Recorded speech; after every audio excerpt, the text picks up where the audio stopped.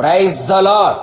ఇశ్రాయేలు స్తుతుల మీద ఆసీనుడైన ఆరాధ్య దైవమైన యేసుక్రీస్తు నామమునకు సర్వ ఘనత మహిమ ప్రభావములు యుగయుగములు కలుగునుగాక. మీకు రక్షణ, ఆరోగ్యము, సమాధానము, కృప కలుగునుగాక. ఈ దినపు యేసయ్య జీవపు మాట 104వ కీర్తన 34వ చరణం. నేను యెహోవా యందు సంతోషించెదను. యేసయ్య పాద సన్నిధిని ప్రేమించి ఆయన మందిరములో ఒక్క దినము గడుపుట 1000 దినముల కంటే శ్రేష్టమైనదిగా ఎంచి ఆయన మందిరము ద్వారమునొద్ద ఇండుట ఇష్టముగా భావించి ఆయన మందిర ఆవరణములను చూడవలెనని ఆశతో ఎదురు చూస్తూ పరిశుద్ధ అలంకారముతో, కృతజ్ఞత అర్పణలతో, స్తుతులతో, భయముతో, వణుకుతో ఆయన మందిరములో ప్రవేశించుచున్న నా దేవుని ప్రియమైన జనమా, మనం ఎల్లప్పుడూ అన్ని వేళలా యేసయ్యందే సంతోషించదము. ప్రతి ఆత్మీయుడు, ఆయన శిష్యులు, ఆయనను అనుసరించే వారందరూ ఆయనయందే సంతోషించవలెను. మన సంతోషము యేసయ్యే. యేసయ్య కల్వరి శిలువ ప్రేమ ద్వారా మనకు కలిగిన భాగ్యము, ఆయన రక్తము ద్వారా మనకు కలిగిన రక్షణ, ఆయన గాయముల ద్వారా మనకు కలిగిన స్వస్థత, ఆయన శరీరం నుండి సంఘములో అవయములుగా మారిన మనము, మన కొరకు సిద్ధపరచబడుచున్న రాజ్యము, ఇలా ఎన్నెన్నో ఆయన కార్యములను తలంచినప్పుడు హృదయానందముతో కేకలు వేయుచు యేసయ్య యందే నిత్యము సంతోషించెదము. లోకములో ఉన్న వ్యక్తి ఆస్తి, అంతస్తు, డబ్బు, పలుకుబడి, హోదా, అధికారం, వెండి బంగారములు, లోకములు విలువైన వాటి యందు సంతోషించెదరు. ప్రభువునందు ఆనందించుడి. మరలా చెప్పుదును, ప్రభువునందే ఆనందించుడి.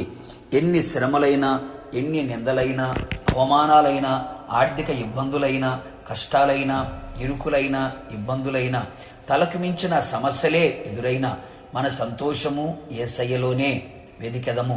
మన సంతోషానికి కారణము ఏది కాకూడదు. ఏదైనా ఉంది అంటే అది యేసయ్య ఉండాలి, యేసయ్య వలన అయి ఉండాలి. ప్రతి సమయమునందు, ప్రతి విషయములో యెహోవా యందు సంతోషించదము. ఎల్లప్పుడూ యేసయ్యను బట్టి మనం సంతోషించగలిగితే ఆయన మన హృదయ వాంఛలను తీర్చును కదా. మన మనోభీష్టము సఫలము చెయ్యును. మన కోరికను సిద్ధింపచేసి మన ఆలోచన యావత్తును సఫలపరుచును. మన పెదవుల నుండి వచ్చిన ప్రార్థన మానక అంగీకరించి ఆశ్చర్యమైన, అద్భుతమైన, ఘనమైన, వింత, గొప్ప కార్యములు జరిగించును. మన ప్రార్థనలన్నీ ఆయన పరిశుద్ధ నివాసమునకు చేర్చుకొనబడును. శ్రేయస్కరమైన ఆశీర్వాదములతో ఆయన మనల్ని ఎదుర్కొని పర సంబంధమైన, ఆత్మ సంబంధమైన, భూ సంబంధమైన, శరీర సంబంధమైన ప్రతి ఆశీర్వాదమును మనకు అనుగ్రహించును. ఆ ఆశీర్వాదములతో మనలని ఎదుర్కొనును. అన్ని విషయములలో ఆశీర్వదించును. ఆయుస్సును పెంచి ఆరోగ్యమిచ్చి దీర్ఘాయుతో తృప్తిపరచును కదా. గౌరవాన్ని, ప్రభావమును, వస్త్రములను ధరింపచేయును. ఘనతాస్పదముగాను, అతిశయాస్పదముగాను, మహిమాస్పదముగాను, ఆశీర్వాదాస్పదముగాను నిలబెట్టును కదా. ఆయన సన్నిధిని సంపూర్ణ సంతోషముతో ఉల్లసించున్నట్లుగా చేసి కృపచేత కదలక ఆయనలో, ఆయన కృపలో, విశ్వాసములో నిలబెట్టును కదా. ఉన్నత స్థలముల మీద నివసింప చెయ్యును కదా. లోకములో ఏదైనాను అల్పమైన సంతోషమే అని గ్రహించి శాశ్వతమైన సంతోషం యేసు క్రీస్తులో కలదని గ్రహించి ఆయన యందు సంతోషించుచు ప్రభు రాకడ కొరకు సిద్ధపడుదుముగాక. ప్రార్థన.